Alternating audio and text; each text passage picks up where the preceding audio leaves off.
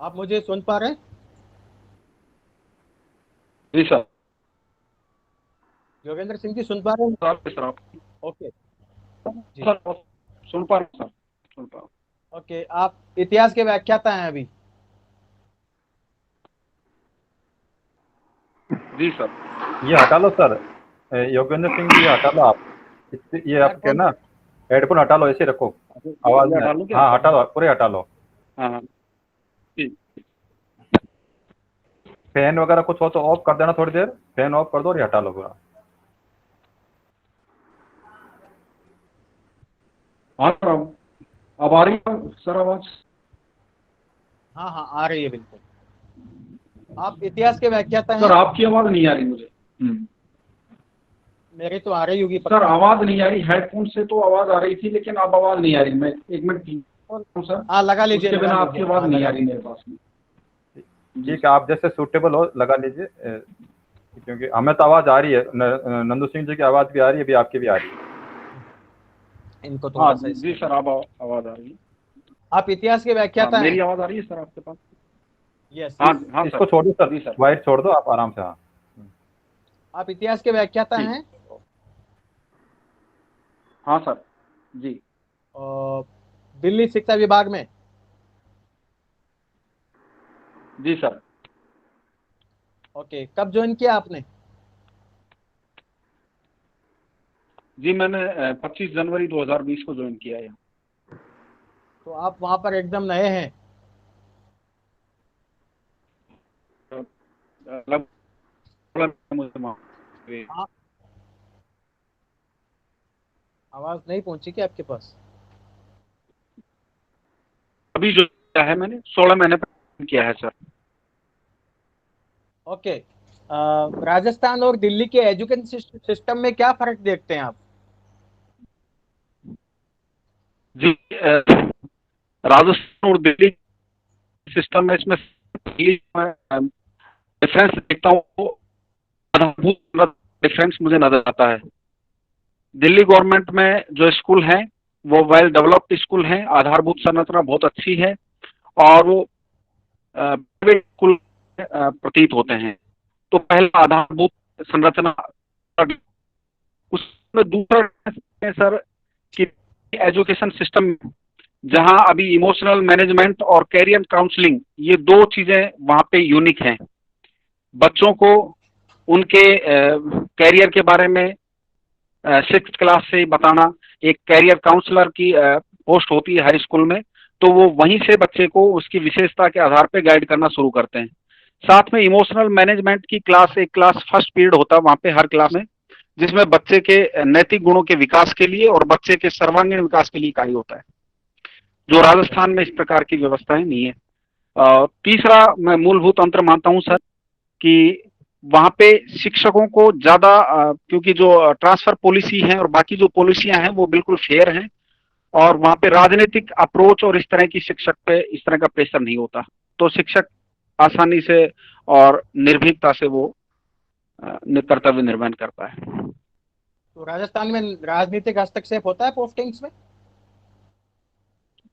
जी यहाँ पे transfer policy नहीं है श्रीमान, तो उस वजह से ट्रांसफर पॉलिसी के संदर्भ में थोड़ा सा हस्तक्षेप इस संदर्भ में होता है, ट्रांसफर के संदर्भ में।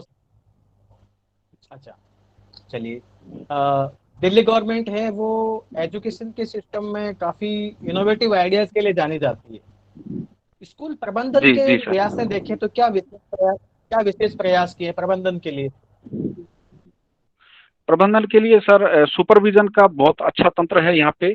ईओ लेवल प्रिंसिपल के ऊपर ईओ लेवल का एजुकेशन ऑफिसर लेवल का एक अधिकारी है, उसके पश्चात एडिशनल डीओ की पोस्ट होती है और डीओ, और विजिट कंटिन्यू होते हैं श्रीमान। यहाँ प्रत्येक सप्ताह ईओ का और डीओ का, एडिशनल डीओ का विजिट हर स्कूल में हो जाता है। इसके अलावा अच्छा। टीडीसी एक पोस्ट है अ, जो कंट्रोल करने का काम करती है, तो सुपरविजन बहुत अच्छा है, इस वजह से थोड़ा सा कंट्रोल है वहाँ पे। हाँ, ओके। नहीं, स्कूल के अंदर किसी चीज जी की, जैसे आप मिड डे मील की व्यवस्था करते हैं राजस्थान में, हमारे यहाँ पर कुछ सामान परचेज जी करना जी हो स्कूल के लिए, वो अध्यापकों के ऊपर हम जी दायित्व सौंप देते हैं। तो दिल्ली में जी क्या जी। ऐसा कोई विशेष इनोवेटिव आइडियाज इन्होंने अडॉप्ट किया था, वो जानकारी है आपको? जी श्रीमान, सॉरी, माफी चाहूंगा। बाकी मुझे प्रतीत होता कि सेम वहाँ पे एक कमेटी का निर्माण करते हैं। आइडिया लगा रहा हूँ श्रीमान, मैं अंदाज, आपकी इजाजत हो तो मैं बता सकता हूँ श्रीमान, थोड़ा सा आइडिया लगा सकता हूँ। अभी इतना वहाँ इतनी जानकारी मुझे है नहीं वहाँ के सिस्टम की। चलो, कोई बात नहीं। चलिए, राजस्थान की शिक्षा व्यवस्था में अध्यापकों के सामने क्या चुनौतियां आप देखते हैं? आपने कंपैरिजन तो किया होगा। श्रीमान, सबसे पहली जो चुनौती है वो स्कूल में बेसिक संरचना से संबंधित है। स्कूलों में लाइट की व्यवस्था, पानी की व्यवस्था और शौचालय आदि की व्यवस्थाओं में अभी इतना विकास नहीं हो पाया है स्कूलों में। कमरों की भी कमी है, काफी स्कूलों में कक्षाएं बाहर लगती हैं। दूसरा श्रीमान, यहाँ पे अभी स्टाफ से संबंधित, स्टाफ की कमी से राजस्थान का एजुकेशन सिस्टम जूझ रहा है, क्योंकि यहाँ पे गेस्ट टीचर जैसी कोई व्यवस्था नहीं है जो दिल्ली सरकार ने अडॉप्ट कर रखी है। और तीसरा श्रीमान, दूर दराज के इलाकों में कनेक्टिविटी की समस्या है कि वहां जाना आना और कनेक्टिविटी और आवास शिक्षकों के लिए समस्याएं क्रिएट करते हैं। अच्छा, ओके। आपने कहा कि कनेक्टिविटी की दिक्कत है, किस एरिया में है? जी श्रीमान, अभी इस संदर्भ में देखें कि अभी ऑनलाइन मोड पे अभी जिस प्रकार से एजुकेशन सिस्टम आगे बढ़ रहा है और दिल्ली सरकार में काफी आगे बढ़ चुका है, तो एक तो ऑनलाइन इंटरनेट कनेक्टिविटी नहीं है जो आज के जमाने की मूलभूत आवश्यकता हो गई है, क्योंकि हर जगह यहाँ पे इस प्रकार के बाड़मेर का एरिया है, जैसलमेर है,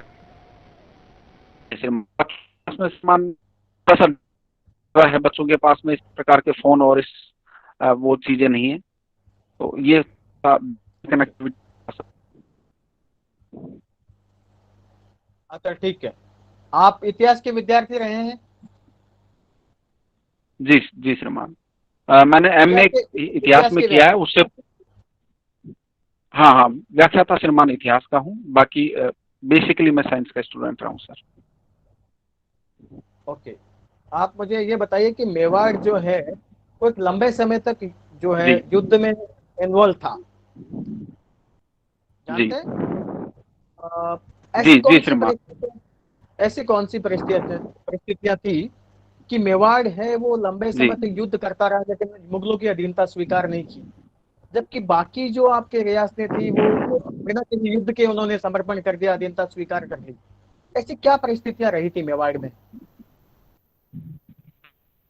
जैसा कि मैं मेरे समझ से कि जो मेवाड़ के महाराणा थे वो स्वतंत्रता प्रेमी थे और वे किसी की अधीनता स्वीकार नहीं करना चाहते थे। तो शासक सबसे पहले वहां के शासकों में स्वतंत्रता के प्रति प्रेम था और यही प्रेम जनता में भी था और जनता से इस बात का सपोर्ट मिला उन शासकों को, और इसी को लेके वो आगे बढ़े और अपने इस स्वतंत्रता मूल्य के लिए उन्होंने संघर्ष किया। और भी कुछ वजह हो सकती है, आप अनुमान लगाकर मुझे बताइए। इसके अलावा श्रीमान, जैसा कि देखते हैं कि राणा सांगा के समय में उन्होंने राजस्थान का लगभग राजनीतिक एकीकरण कर दिया था, तो राजनीतिक महत्वाकांक्षा भी हो सकती है कि वो चाहते थे कि दिल्ली में जो सल्तनत थी उसको टक्कर दे, तो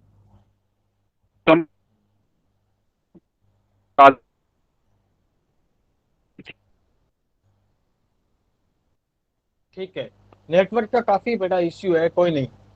मूलसा आप शुरू कीजिए। मेरी आवाज आ रही है?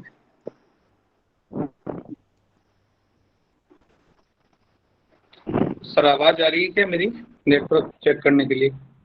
हाँ हाँ, आवाज आ रही है। आपकी एजुकेशन कब कंप्लीट हुई थी?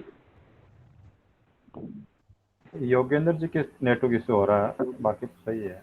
मोहन सिंह जी की तो आ रही है आवाज। योगेंद्र जी, आपने एमए कब कंप्लीट किया? श्रीमान, मैंने 2017 में एमए कंप्लीट किया। अच्छा, और आप पटवारी की पोस्ट पे कब से हैं थे? श्रीमान 2014 जनवरी 2014 में पटवारी की पोस्ट पे था, जनवरी 2020 तक। तो आप 2014 से पटवारी की पोस्ट पे हैं और अब 21 में आप यहाँ RS इंटरव्यू में आ रहे हैं, बीच में आप दिल्ली चले गए, तो ये स्थायित्व क्यों नहीं है आपका? बार बार फ्लक्चुएट कैसे हो रहा है विचार? श्रीमान, पटवारी के पद पर ज्वाइन करने के पश्चात मैंने और तहसीलदार की जो गरिमा पश्चात मैंने किया था कि प्रशासनिक सेवाओं में मुझे जाना है, लेकिन तैयारी के दौरान कुछ आर्थिक समस्याएं, जैसा कि पटवारी का मूल वेतन कम है और साथ में तैयारी के लिए टाइम कम मिल पाता था, तो मैंने शिक्षक पेशा इसलिए चुना कि मैं अपने लक्ष्य को प्राप्त कर सकूं, जहां मैं अपने कर्तव्य का निर्वहन करते हुए, बच्चों को पढ़ाते हुए स्वयं भी पढ़ सकूं और अपना लक्ष्य प्राप्त कर सकूं। राजस्व विभाग का पदक्रम बताइए। श्रीमान, पटवारी पश्चात में कानून गो के पश्चात ऑफिस कानून गो, नायब तहसीलदार, तहसीलदार, SDM, ADM, कलेक्टर और उसके पश्चात में संभागीय आयुक्त और मुख्य सचिव। अच्छा, आपके जो विषय रहे थे अभी भी उन विषय से टच में है या भूल गए? श्रीमान, थोड़ा टच में हूँ, मैं देखता हूँ, समय मिलता है तब। आप साइंस से स्विच करके आर्ट्स में चले गए, क्या कारण रहा इसका? श्रीमान, 2014 में जॉब लगने के पश्चात मैं कंटिन्यू नहीं कर पाया और इस दौरान मैंने स्वयं पाठी के रूप में MA को वरीयता दी। उस समय मुझे इस चीज का पता भी नहीं था कि बाकी कॉलेजों। आप विज्ञान के विद्यार्थी थे और आपने B.Ed भी किया है, तो आप विज्ञान के टीचर भी बन सकते थे। तो विज्ञान के शिक्षक और इतिहास के शिक्षक में कौन सा आपको ज्यादा ठीक लगता है और क्यों? श्रीमान, दोनों ही विषय मेरे लिए रुचिकर हैं, किंतु संयोगवश उस समय वहाँ बायोलॉजी शिक्षक का पद नहीं था PGT में, इसलिए मैंने इतिहास विषय से वहाँ पे PGT का फॉर्म भर दिया था और इतिहास में मेरा सिलेक्शन हो गया। अच्छा, आप ये बताइए, चने की खेती में प्रति हेक्टेयर कितना यूरिया आवश्यक होता है? श्रीमान, चने की खेती में यूरिया डालने की आवश्यकता नहीं होती, क्योंकि ऑलरेडी लेगुमिनेसी कुल का पादप होने की वजह से उसकी जड़ों में मिलने वाला राइजोबियम यूरिया निर्माण कर लेता है। पुराने यूरिया और नीम कोटेड यूरिया में क्या अंतर है? श्रीमान, क्षमा चाहूंगा, मुझे इनका अंतर पता नहीं। अच्छा, आपने नीम कोटेड यूरिया के बारे में सुना है? जी, नाम तो सुना है श्रीमान। अच्छा, राजस्थान में कृषि से संबंधित क्या समस्याएं अभी श्रीमान थोड़ा सा मैं राजस्थान में कृषि से संबंधित श्रीमान क्या कृषि से संबंधित जी बताइए। श्रीमान, तो सिंचाई के बारे में, सिंचाई ऐसे संबंधित समस्याएं हैं, क्योंकि यहाँ जो पश्चिमी राजस्थान है वो जल की कमी से प्रभावित है, सूखा प्रभावित रहता है और इसके पश्चात अभी जो मध्य और शेखावाटी जो क्षेत्र है ये भी जल की कमी से अभी ग्रसित है। तो सेकंड कारण श्रीमान जोत का, क्योंकि ये जोतें बहुत छोटी हैं, तो किसानों के पास में बहुत छोटी जोतें हैं, तो एक छोटे खेत में आधुनिक संसाधनों का यूज नहीं किया जा सकता किसान के द्वारा। तीसरा, जागृति, किसान इतने जागरूक नहीं है और में थोड़ी हिचक है इनमें। तीसरा कारण ये हो सकता है। चौथा कारण श्रीमान साख की कमी, कृषि में अभी भी साख की कमी है और किसानों को, छोटे किसानों को मुख्य रूप से साहूकारों के और यहाँ से ऋण लेकर और उन्हें अधिक मात्रा में बेच दिया जाता, जिससे वो उनका विकास नहीं हो पाता। इसके अलावा श्रीमान बिजली की भी समस्या और इस प्रकार की कुछ समस्याएं नहीं। राजस्थान में पटवारी की पोस्ट को तो बड़ा प्रतिष्ठित मानते हैं, गांव में काफी सम्मान होता है, तो इतनी सम्मानित पोस्ट को छोड़ के आप उधर चले गए। साथ ही कभी कभी पटवारी का ये भी सुनने को मिलता है कि ट्रैप हो रहे हैं पटवारी, तो क्या वास्तव में इस प्रकार का भ्रष्टाचार मौजूद है? श्रीमान, व्यक्ति विशेष पे डिपेंड करता है भ्रष्टाचार। मैं नहीं मानता कि सभी पटवारी इस प्रकार से भ्रष्ट हैं, लेकिन हो सकता है कुछ अपवाद स्वरूप हो सकते हैं और उनसे ही पटवारी पद की गरिमा को आपके 6 क्षति साल के पहुंची। कार्यकाल में इस प्रकार के वाकये सामने आए आपके? आपको भी कुछ इस प्रकार के जी प्रलोभन दिए गए? जी श्रीमान, मैंने इस प्रकार से ना तो कभी किसी से रिश्वत आदि की मांग की और ना मेरे स्वभाव और मेरे विचारों को देखते हुए किसी ने इस प्रकार की कोशिश की। तो कोई राजनीतिक दबाव महसूस किया आपने कभी? श्रीमान, राजनीतिक प्रेशर एक दो पर किसी चीज को लेके आया, लेकिन मैंने उसमें वैधता देखी। अगर कार्य करने लायक था तो कार्य किया, अन्यथा मैंने सब शब्दों में और विनम्र भाव से मना कर दिया। तो राजनीतिक प्रेशर, अब मान लीजिए आप एसडीएम बन जाते हैं तो काफी प्रेशर रहेगा, ऐसी स्थिति में आप कैसे काम कर पाएंगे? जी, मैं विधि के द्वारा स्थापित प्रक्रिया का है की पालना करूंगा और नियमों के आधार पे कार्य को अंजाम तक पहुंचाऊंगा। अच्छा, आप इस मानते हैं प्रकार कोई राजनीतिक प्रेशर प्रेशर आता कुछ है? होता है? आप ये मानते हैं राजनीतिक प्रेशर जी जैसा श्रीमान, कुछ होता है? जी श्रीमान, वास्तविकता में जैसे मैंने 6 साल धरातल पे कार्य किया है, तो इस प्रकार की चीजें एक प्रशासनिक अधिकारी को फेस करनी पड़ती है निश्चित रूप से, और उसके लिए उसे स्वयं को परिपक्व करना पड़ता है कि वो इस प्रकार के दबाव में ना आए। ठीक है, thank you. Next member please. हाँ, योगेंद्र जी सुन पा रहे हैं आप मुझे? सर नमस्ते। नमस्ते, सुन पा रहा हूँ सर। नमस्ते। नमस्ते। किचन गार्डनिंग आपकी हॉबी है, ये कैसे बनी आपकी? इसमें आपकी रुचि कैसे लगी? जी श्रीमान, गांव का निवासी हूँ और थोड़ी बहुत खेती भी हमारे यहाँ पे करते हैं, और साथ में घर के आगे हमारी ट्यूबवेल है और ट्यूबवेल के और घर के बीच में काफी लंबा एरिया है, तो वहाँ पे घर के लिए सब्जियां धीरे धीरे उगाना शुरू किया। पशुओं के लिए पहले कासनी और इस प्रकार का, और उसके बाद में मैं सब्जियां धीरे धीरे शुरू की और धीरे धीरे वो उसमें रुचि पैदा हो गई और मुझे आनंद भी आने लगा, और अभी मैंने काफी सब्जियां कर रखी। लेकिन तो अभी तो वर्तमान आप समय दिल्ली में में settled है, आपकी हॉबी कैसे पूरी हो रही होगी? जी श्रीमान, अभी मैं जब भी सैटरडे को यहाँ पे आता हूँ तो उसमें अपना टाइम बिताता हूँ। अच्छा, पानी देने अलवर में की प्रमुख समस्याएं कौन कौन सी है? अलवर की प्रमुख समस्याएं क्या क्या है? श्रीमान, अलवर की प्रमुख समस्याओं में सबसे पहली समस्या तो अंतर्राज्यीय सीमा लगने के कारण यहाँ पे जो आपराधिक गतिविधियां हैं वो लगातार निरंतर बढ़ रही हैं। दूसरी समस्या मान सकते हैं कि श्रीमान, यहाँ पे जो अरावली वन क्षेत्र है, ये पहाड़ी क्षेत्र है, तो यहाँ पे कृषि भूमि का कारण अंतर्राज्यीय सीमा मानते हैं आप? श्रीमान, हरियाणा के साथ में यहाँ पे जो अंतर्राज्यीय सीमा लग रही है, इससे बाह्य अपराधियों के लिए सुविधाजनक प्रवेश करना करते हैं, और इससे थोड़ा सा आपराधिक गतिविधियों में पिछले सालों में वृद्धि हुई है।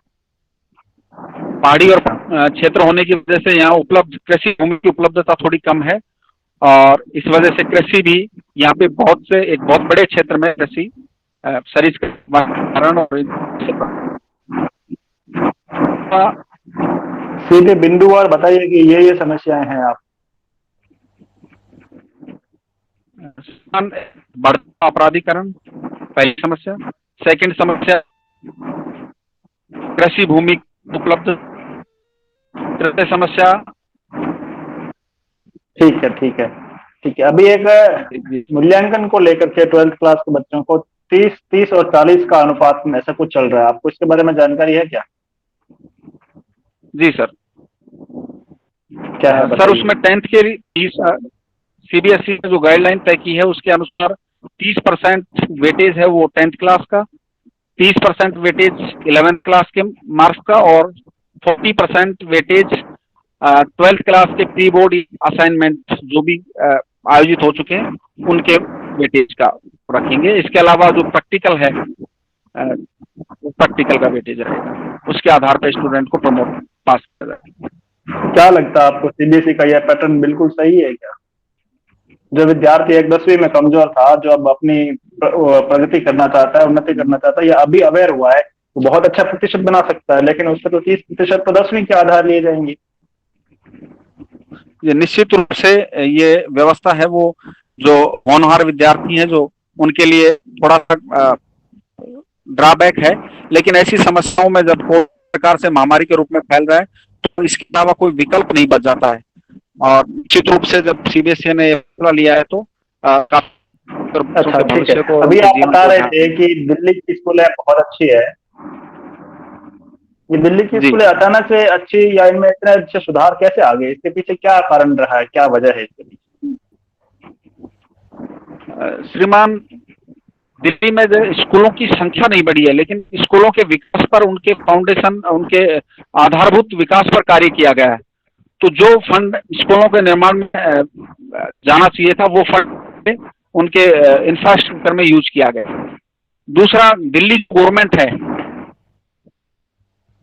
उनका जो प्रमुख एजेंडा है वो शिक्षा में सुधार का प्रमुख एजेंडा है, और उसी को लेकर वो शिक्षा में विकास, स्कूलों के विकास के लिए कार्य कर रहे हैं।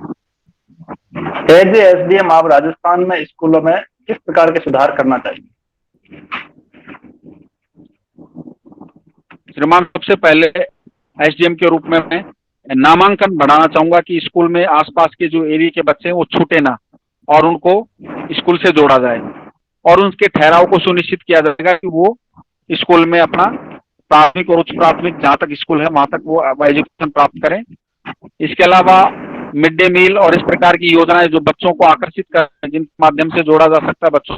मैं ये पूछ रहा हूँ कि आपके पास दिल्ली की स्कूलों का अनुभव है और राजस्थान में उतनी अच्छी स्कूलें नहीं हैं, तो एज एसडीएम आपके पास और भी रहेगी, कुछ करने की शक्तियां भी आपके पास रहेगी, तो आप क्या करना चाहेंगे? जी श्रीमान, इसके लिए सबसे पहले शिक्षा के प्रति अवेयरनेस, ताकि बच्चों का नामांकन बढ़े, स्कूल में बच्चों की स्ट्रेंथ बढ़े, और साथ में मैं प्रयास करूंगा कि बच्चों के लिए जो योजनाएं हैं उन योजनाओं को वहां पे लागू किया जाए।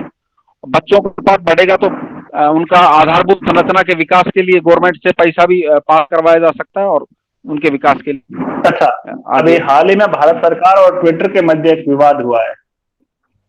जी सर, इसके पीछे क्या वजह है? श्रीमान, भारत सरकार में जितने भी ऑनलाइन जितने भी जो सूचना माध्यम की जो कंपनियां थी, उनको यहाँ पे अपना एक शिकायत अधिकारी नियुक्त करने के लिए फरवरी में आदेशित किया था कि 3 माह के अंदर अपने अपने सूचना अधिकारी और उनका ऑफिस भी भारत में होना चाहिए। ट्विटर ने उन आदेशों की पालना ना करते हुए 3 महीने के पश्चात भी भारत में शिकायत निवारण अधिकारी की नियुक्ति नहीं की। उसी के संदर्भ में ये बात चल रही है। अच्छा, अलवर में हाल ही में इन दिनों में एक घोटाला, भर्ती घोटाला चर्चित है। श्रीमान, क्षमा चाहूंगा, मुझे अभी मैं आपको बता दूं, ESIC भर्ती घोटाला, नर्सिंग कर्मियों को संविदा कर्मी पे कुछ लगाने का ऐसा घोटाला, आपको जानकारी में? श्रीमान, क्षमा चाहूंगा, मुझे ठीक है, पूरी जानकारी। अभी आपके किचन गार्डन में किस तरह की, कौन कौन से पौधे उगाए हुए हैं? श्रीमान, इस समय टमाटर, मिर्च, बैंगन और चौलाई और भिंडी और ग्वार, ये मैंने ऐसा उगाया हुआ। ये हरी मिर्च और लाल मिर्च के अलग अलग पौधे होते हैं क्या? नहीं, सेम है श्रीमान। लाल मिर्च बाद में जब पकने पे, हरी मिर्च पकने पे लाल मिर्च के रूप में परिवर्तित हो जाती है। ठीक है, मेरा आपसे अंतिम प्रश्न है, दिल्ली सरकार और केंद्र सरकार के मध्य विवाद क्यों हो जाता है? जी श्रीमान, दिल्ली सरकार और केंद्र सरकार के मध्य विवाद कुछ ऐसे एरियाज हैं जिनको डिवाइड नहीं किया गया है, और उन एरियाज पे कानून बनाने के संदर्भ में दिल्ली सरकार और राज्य के मध्य विवाद चलते रहते हैं, और इसी के संदर्भ में एक बिल अभी पास किया गया था ताकि उन एरियाज को निश्चित किया जाए और उनके आधार पे उनके कानून और क्षेत्र अधिकारों का बंटवारा हो सके। ठीक है,